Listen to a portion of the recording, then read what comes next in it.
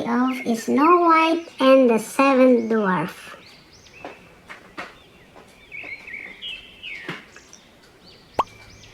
Once there was a lovely princess called Snow White. Her stepmother, the queen, was beautiful but very vain. The queen loved to look into her magic mirror and say, "Mirror, mirror on the wall, who is fairest of us all?" And the mirror always said, "Queen, you are fairest of us all." But Snow White grew more beautiful as she grew older, and one day the mirror said, "Queen, thou art fairest that I see, but Snow White is more fair than thee."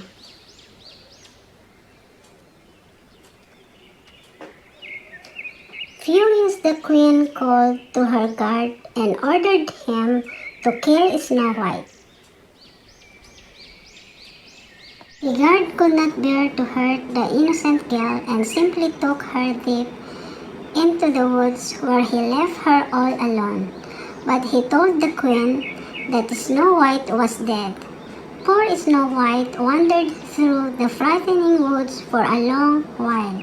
At last, she came to a little cottage. She knocked timidly at the door and was surprised when it was opened by the tiniest person she had ever seen.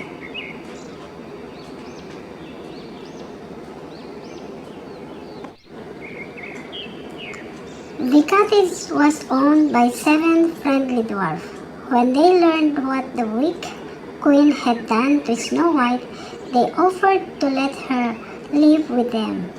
Snow White agreed, and they settled into a happy routine.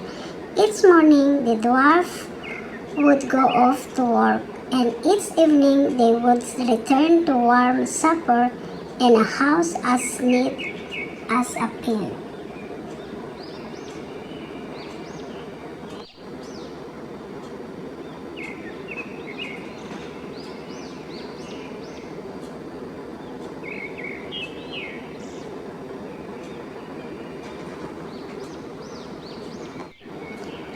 All the while, the queen believed Snow White was dead. Then, one day, she stood in front of her magic mirror and said those familiar words, "Mirror, mirror on the wall, who is fairest of us all?"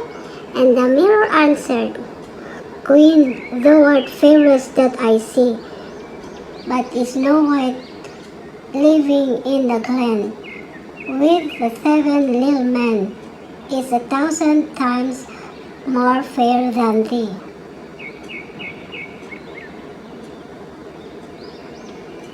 Imagine how shocked and angry the queen was. With magic spells, she created a poisonous apple.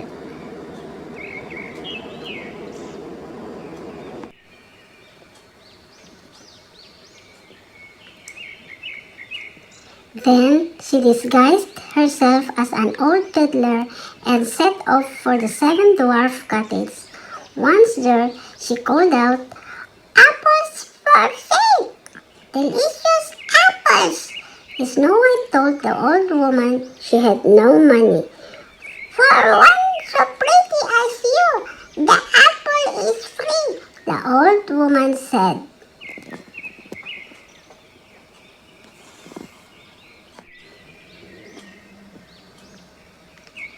Snow White could not resist. She took the apple and bit into it. As soon as she did, she fell down, still and cold. The queen laughed with glee and disappeared into the woods. When the 7 dwarfs came home, they were heartbroken to find their dear Snow White lying there.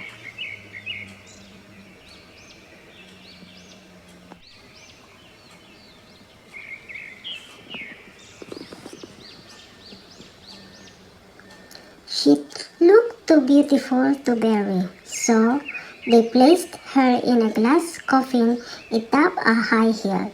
Each dwarf took a turn keeping watch. Snow White lay there for a long, long time, but her appearance never changed. She seemed only to be sleeping.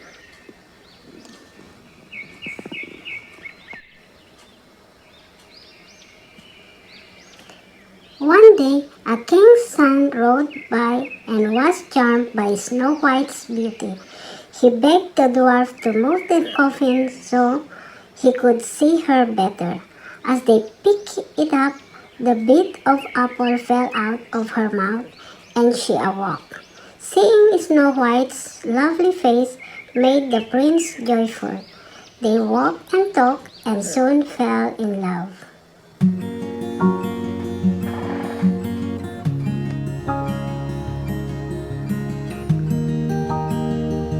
The seven dwarfs were the guests of honor at the grand celebration of their marriage. A great feast was held, and Snow White danced with everyone. Before the night ended, she and the prince made the dwarf promise to visit them often at the castle, and so they all lived happily ever after.